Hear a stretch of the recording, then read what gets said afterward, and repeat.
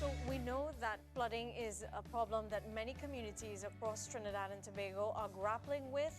Greenville last year stands out to us. Princestown similarly has had its challenges, and we want to find out from the councillors who are with us this evening how they have been able, with their corporation, with their disaster management unit, to be able to tackle some of these problems and perhaps crack down on any illegal development in the area that may be contributing to it. So Ms. Suko, I'll put that to you.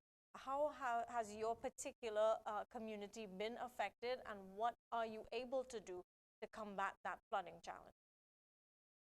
So we all know experience the hurricane breath and the tropical depression within 1 week in 2017. I think it's around June month of 2017.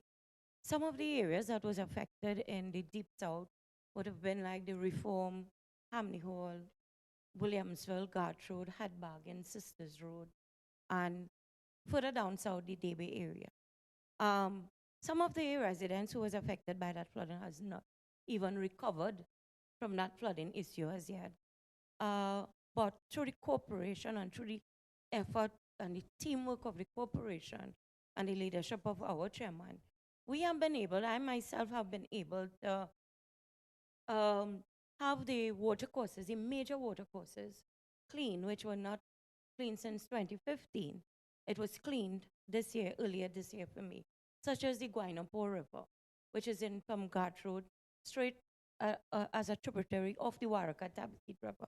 As we speak right now, that river that leads out into the Gaspereau area, into the ocean, is being cleaned from the Coconut Drive area straight onto Mitchell Street and Reform, which caused a lot of flooding in the Kent Street and in the Sisters Road area because we had a lot of debris in that river and the silt buildup because of the length of time it was not clean. And I think it was the last time it would have probably cleaned is in between 2010 and 2011 when we had another flooding disaster in this country. So it took us quite a while before we would have gotten a second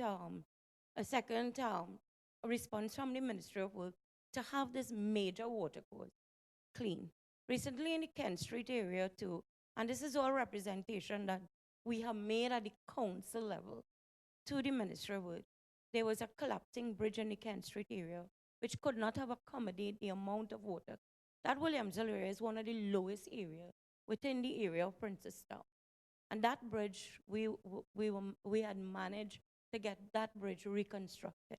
Following up with residents of that area, there is no more street flooding in Kent Street, Williamson. Yeah, I guess that's why I wanted to ask the chairman, and maybe even you to a greater extent. What kind of rainy season can Princestown expect? We're now into the rainy season. Well, we still hope that we get the kind of rain that we had in 2017, because what we did at the corporation, we used some of our money and we invested in a mini excavator. That could have only assisted in the minor water courses. It helped a lot. But if we really get the type of rain that we had in 2017, and I see it start this year again, while it is not regular, when it fall very hard. Some of the major rivers that really need cleaning still have not yet cleaned. And if we do not get that assistance from central government, we still will not be able to really assist with the flooding situation. Mr. Passad, in terms of business and its ability to survive these events, how have you perhaps, or the business community in general, had to invest in measures to be able to prevent flooding from damaging goods, from destroying parts of your businesses, and what kind of losses do you incur when these things occur? Well, the losses that we do incur directly is the loss of our customer patronage.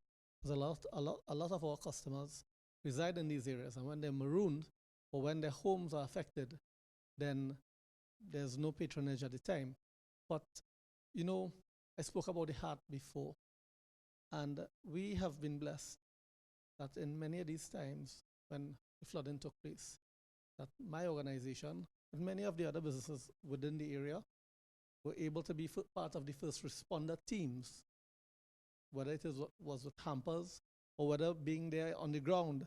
As I remember in 2010, when in certain areas where there was significant flood, we were actually paddling in the water together to get assistance to our customers, because at the end of the day, without our customers, we have no business.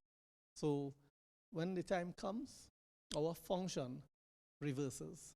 Rather than just being the purveyor of goods and services, we have to get out there and honor our corporate social responsibility to being part of the response initiative at the time. So I want to contrast this idea of too much water with not enough water, because we know, for example, the corporation is relied upon by some Burgesses for a truck-borne water supply.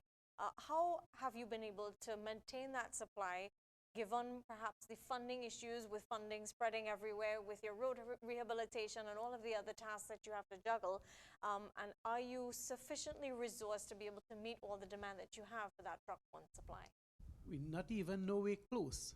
For instance, earlier this year, our allocation under water trucking for the region of Princestown was $400,000. When we received that funding, we had to pay the contractors for last financial year, because we never get the allocation from last financial year. And the situation we had in the Tableland area within the region, where WASA is responsible for distributing water, they couldn't get water from WASA. Even if they call WASA, they give their account number, whatever, nothing. The corporation had tried their very best. What we did, we built an extra tank at the corporation just to assist. But there is no way. In 2010, the allocation for water trucking at the corporation was $1 million. From 2010 to 2015, that have now gone to 400,000. And before as I mentioned, last financial year, that was the allocation. We did not even receive the funding from the corporation. But we try to assist even where WASA is responsible. The corporation now have to take up the slack. I know Mr. Lewis, Moruga has its own challenges. Have you seen any improvement with pipe-borne water supply? Are you still heavily dependent on truck-borne? How has the situation evolved over the years? Well, what's quite interesting also is that my grandfather used to work at WASA. He was the WASA supervisor like in the 1970s. And you know what's crazy? It has not gotten better over all those years. So yes, Moruga is dependent on truck-borne water supply, which is, come on, that's really prehistoric and very embarrassing as well. So you have communities who depends on a barrel of water for drinking and cooking and cleaning. I mean, that's terrible. As much as I love the historical aspect of everything that we can offer and the heritage and so on, some of those things are really archaic. So we have the truck-borne water supply, we have the pipe-borne water supply, and the next thing, the pipe-borne water supply looks like hot chocolate. It looks like hot chocolate, and that is the effect of lack of best preparation of the water before it's distributed, because the Moruga water reservoir is fed from the Trinity Dam, and those dams are being exhausted a lot, and they have not been improved since the 1970s. They have not been expanded for growing population. So the water, WASA really need to enhance those dams. We used to have 2 water stations, and there's only one. So they have closed. They have, it's really a receding case instead of a developmental case where the water is concerned in Moruga. So definitely we need more water. There are people in Moruga who hasn't had water for months and weeks. Yeah, water, we've seen a lot of great things coming out of Princestown. The water problem, though, has been a problem that is continuing to plague the people of Princestown. Even as much of the other parts of the town, business community, crime seems to be on the rise, but also the detection rate is also on the rise there. A lot of good things happening, but the water problem continues. We're going to take a quick break. When we come back, we'll also continue.